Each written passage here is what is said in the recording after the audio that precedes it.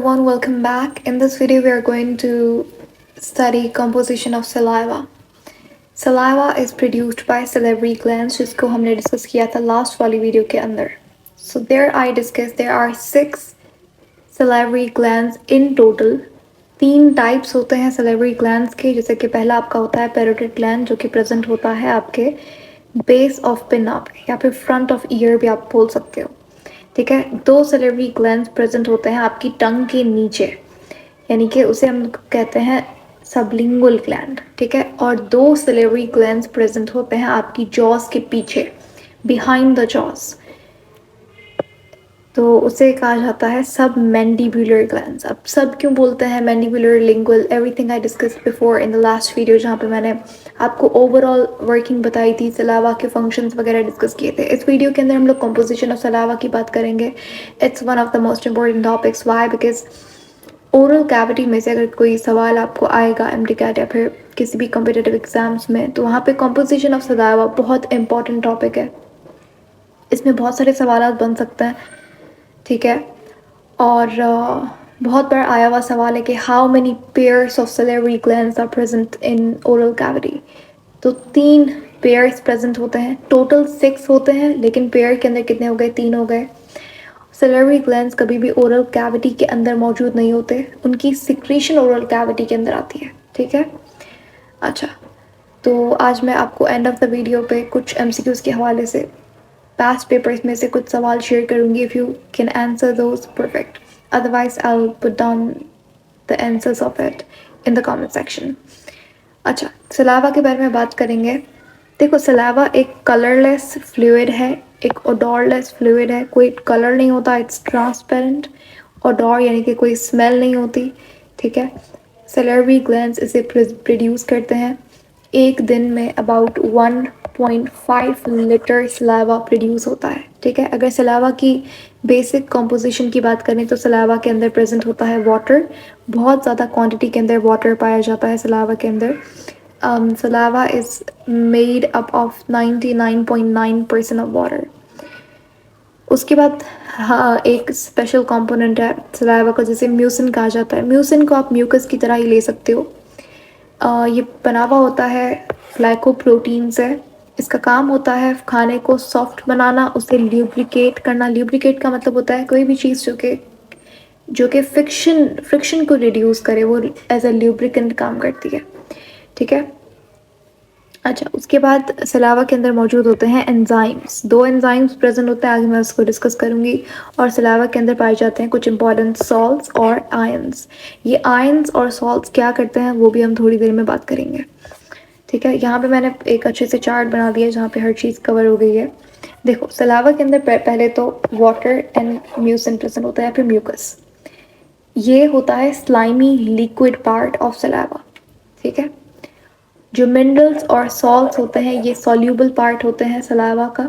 Water mucin क्या करते हैं? खाने को सॉफ्ट बनाते हैं, मॉइस्चर करते हैं उसे, और ल्यूब्रिकेंट एज अ ल्यूब्रिकेट काम करते हैं. और खाने, देखो, हमारे जो माउथ की वॉल है, ये एक इम्पॉर्टेंट मैं आपको चीज़ बताने जा रही हूँ, वेरी इंपॉर्टेंट, ध्यान से सुनना. जो माउथ है, देखो, चीक्स है, आपकी चीक्स के अंदर आपको कोई ना कुछ बहुत सॉफ्ट स्किन होती है, बहुत सेंसिटिव डेलिकेट स्किन होती है मुंह के अंदर वाली चीक, स्पेशली चीक्स वाले पार्ट के अंदर. ठीक है, या फिर अपना आप पूरे जीयूटी की बात करो, गैस्ट्रो इंटेस्टिनल ट्रैक, गट की या फिर जीआईटी की, तो इसकी जो इंटरनल लाइनिंग है, मैंने आपको गट वाली वीडियो के अंदर एनाटॉमी ऑफ गट हमने पढ़ा था, वहाँ पे मैंने बताया था कि गट की 2-3 लेयर्स होती हैं. देखो, ये है आपका ल्यूमेन. पहला जो लेयर होती है जो कि फूड को टच करती है वो होती है आपकी म्यूकोजा, जो कि म्यूकस सिक्रीट करती है फर्स्ट. सेकंड आती है सब mucosa. Third is muscularis. Muscularis के अंदर 3 टाइप के मसल्स थे. इंटरनली सर्कुलर मसल था, आउटर लेयर जो थी लॉन्गिट्यूडनल मसल्स की, बीच में जो ऑब्लिक मसल्स आते थे. मस्कुलरिस की बात होती है सेरोसा. सेरोसा प्रोटेक्शन वगैरह के लिए होती है. अब देखो, ये तो हमारी लेयर्स थी गट की.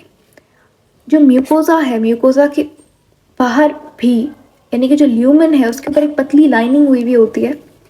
स्पेशल टाइप ऑफ टिश्यू की जिसे आप बोलते हो interstitial tissue, interstitial epithelial tissue या फिर इंटरस्टिशियल एपिथेलियम, ये टाइप ऑफ टिश्यू में आप पढ़ोगे ये वाला टाइप टिश्यू का।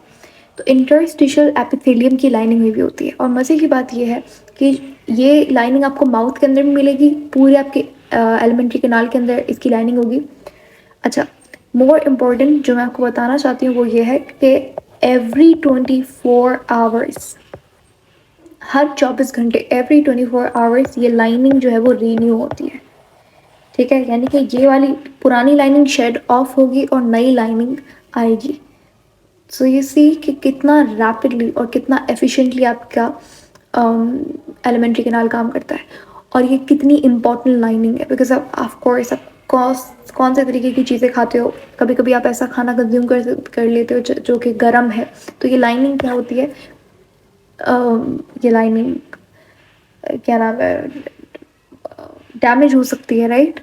तो इसीलिए ना खाना बहुत ज़्यादा ठंडा खाना चाहिए, ना खाना बहुत गर्म खाना चाहिए। अगर आप गर्म खाना खाते हो तो ये जो आपकी ज़बान जल जाती है, ठीक है, आपके माउथ के ऊपर ये जो इंटरस्टिशियल एपिथेलियम है ये डैमेज हो सकती है। अगर आप ठंडा खाना खाते हो तो ठंडा खाना यानी कि लो टेम्परेचर के ऊपर आपके एंजाइम सफिशेंटली काम नहीं करेंगे, तो खाना नॉर्मल टेम्परेचर के ऊपर खाना चाहिए। दोबारा से आ जाता है आपके टॉपिक के ऊपर। तो आई होप आप, मुझे ल्यूब्रिकेंट से बस ये एक पॉइंट याद आ गया था कि इंटरस्टिशियल एपिथेलियम की लाइनिंग भी होती है जो कि हर 24 आवर्स शेड ऑफ होती है और नई लाइनिंग आती है। क्लियर हो गया। अच्छा, उसके बाद मिनरल्स एंड सॉल्ट्स की, तो हमारे पास मैं आपको 4 इंपॉर्टेंट पॉजिटिव आयंस और नेगेटिव आयंस बता रही हूँ, ये आपको याद होने चाहिए। पॉजिटिव के अंदर याद करोगे आप सोडियम और पोटेशियम को। सिंपल है, देखो पॉजिटिव के अंदर सबसे कॉमन आयंस हैं ही कौन से, सोडियम पोटेशियम लिथियम, ये वाले, राइट। तो सोडियम पोटेशियम आते हैं आपकी सलावा के अंदर, ये पॉजिटिव 2 आयंस होते हैं। नेगेटिव के अंदर आप याद करोगे क्लोरीन एंड बाइकार्बोनेट आयंस। ठीक है, सबसे इंपॉर्टेंट हमारे पास बाइकार्बोनेट आयन है यहाँ पे। बाइकार्बोनेट आयन का काम होता है पीएच को मेंटेन करना। ठीक है, पीएच को मेंटेन करना। सलावा की पीएच, ये बड़ा इंपॉर्टेंट सवाल है, सलावा की पीएच क्या होती है, what's the pH of Salawa. Salawa की पीएच स्लाइटली अल्कलाइन होती है। अगर मैं वैल्यू बताऊं तो 8 पीएच होती है सलावा की when saliva is freshly produced from your salivary glands. लेकिन थोड़ी देर बाद जैसे ही इट लूजेस कार्बन डाइऑक्साइड तो इसकी पीएच हो जाती है 6.8। ठीक है, तो सलावा की पीएच पहले 8 होती है, कहीं कहीं आप किसी किसी जगह पे आपको 7.5 भी मिलेगा, तो स्लाइटली अल्कलाइन पीएच होती है सलावा की। लेकिन as it loses carbon dioxide तो इसकी पीएच कम हो जाती है, 6.8 हो जाती है। ठीक है, लेकिन ओवरऑल अगर आपसे सलावा की पीएच पूछेंगे तो यू मस्ट से कि स्लाइटली अल्कलाइन होती है, 8 या फिर 7.5। क्लियर हो गया। अच्छा, सोडियम बाइकार्बोनेट भी पाया जाता है सलावा के अंदर, इसका काम भी होता है पीएच को मेंटेन करना। हमारी बॉडी के अंदर सबसे इम्पॉर्टेंट बफर किसे बोलते हैं, कोई भी चीज़ दैट मेंटेन्स पीएच। हमारी बॉडी का सबसे परफेक्ट बफर जो है वो बाइकार्बोनेट आयन है। ठीक है, आप चाहे इंटेस्टाइन की बात करो, इंटेस्टाइन के अंदर बड़ा एसिडिक खाना आता है स्टमक से, स्टमक के अंदर HCl होता है। तो HCl मिक्स्ड खाना जब स्मॉल इंटेस्टाइन के अंदर आता है तो स्मॉल इंटेस्टाइन की लाइनिंग तो खराब हो जाएगी, एकदम जलवल जाएगी। क्यों? क्योंकि वो उसके अंदर HCl मिक्स्ड है। लेकिन ऐसा नहीं होता, बिकॉज हमारी बॉडी के अंदर बहुत सारे ऐसे आयंस हैं, बफर्स हैं जो कि पीएच को मेंटेन करते हैं।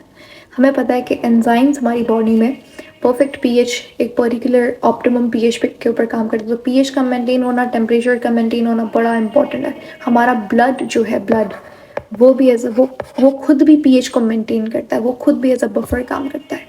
खैर, अब आते हैं सबसे इम्पॉर्टेंट पार्ट पे इस वीडियो के, जो है सेलेवरी एंजाइम्स के बारे में। पहला एंजाइम जो कि सलावा के अंदर पाया जाता है वो है आपका अमाइलेज। लेकिन आप इसे अमाइलेज नहीं लिखोगे, सेलेवरी अमाइलेज लिखोगे। क्यों सेलेवरी अमाइलेज? बिकॉज एक अमाइलेज आपका पेनक्रियाटिक जूस के अंदर भी पाया जाता है, और दोनों का काम सेम है, दोनों ही कार्बोहाइड्रेट को एक्ट करते हैं, कार्बोहाइड्रेट पर एक्ट करते हैं। लेकिन यू मस्ट स्पेसिफाई आप किसकी बात कर रहे हो, सेलेवरी अमाइलेज की बात कर रहे हो, पेनक्रियाटिक अमाइलेज की बात कर रहे हो। अच्छा, मैं आपको यहाँ पे थोड़ा सा एक जनरल नॉलेज दे देती हूँ। देखो, आपने कार्बोहाइड्रेट के बारे में पढ़ा है, राइट। और कार्बोहाइड्रेट के अंदर मोनोसेक्राइड्स, ऑलिगोसेक्राइड्स, पॉलीसेक्राइड्स पढ़े होंगे। आई होपफुली आपको थोड़ा बहुत आइडिया होगा। पॉलीसेकेराइड के अंदर आप पढ़ते हो स्टार्च, ठीक है, और स्टार्च के दो कंपोनेंट्स होते हैं, नहीं भी आता तो सुन लीजिए, कभी ना कभी तो पढ़ना होगा, तो यहीं सही। स्टार्च के दो कंपोनेंट्स होते हैं, एक होता है अमाइलोज, एक होता है अमाइलोपेक्टिन। अमाइलोपेक्टिन, ठीक है। अब जहाँ पे भी लफ्ज अमाइलो आ जाए, अमाई वर्ड जहाँ पे भी आ जाए, समझ लीजिएगा स्टार्च की, शुगर, कार्बोहाइड्रेट की बात हो रही है। और हमने पढ़ा है कि एंजाइम के लास्ट के अंदर, ज़्यादातर एंजाइम्स के एंड के अंदर क्या आता है, एज आता है। तो यानी कि इस वर्ड को देखकर आपको क्या समझ आता है, वो एंजाइम जो कि कार्बोहाइड्रेट पर एक्ट करेगा वो है आपका अमाइलेज। अब वो अमाइलेज जो कि सलावा के अंदर पाया जाए वो है आपका सिलेबरी अमाइलेज। वो अमाइलेज जो कि पेनक्रियाटिक जूस के अंदर पाया जाएगा उसे बोलेंगे पेनक्रियाटिक अमाइलेज। आगे जब हम लोग पेनक्रियास को डिस्कस करेंगे, will definitely study this too. Clear हो गया? तो इट डाइजेस्ट स्टार्च, या फिर आप कार्बोहाइड्रेट सिंपल ही लिख सकते हो, ग्लाइकोजन भी बोल सकते हो, ठीक है। अच्छा, एक इम्पॉर्टेंट एमसीक्यू मैं बताने जा रही हूँ कि आपको आना चाहिए। पूछेंगे कि कितना परसेंट स्टार्च ब्रेक डाउन होता है आपके माउथ के अंदर, तो योर आंसर शुड बी, याद कर लो, 30% starch is broken down in mouth. किस में टूटता है? माल्टोज में टूटता है। माल्टोज एक डाइसैकाराइड है, ग्लूकोज प्लस ग्लूकोज, ठीक है। सीधी सी बात है ना, देखो अब देखो स्टार्च क्या है, पॉलीसेक्राइड है, तो यानी कि ये क्या है, ये ग्लूकोज, ग्लूकोज की बहुत लंबी चेन है। जब अमाइलेज मुंह के अंदर इसके ऊपर एक्ट करेगा तो ये क्या करता है, दो दो के अंदर इसे तोड़ देता है, ठीक है।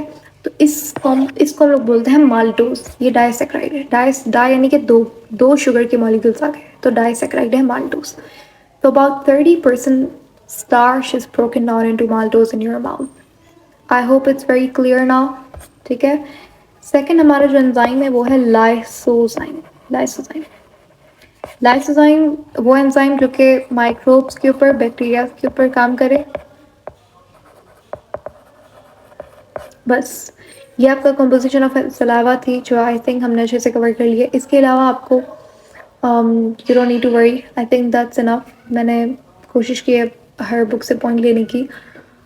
अच्छा, तो that is it for today. I'll catch you guys in the next video where we'll discuss teeth. Thank you.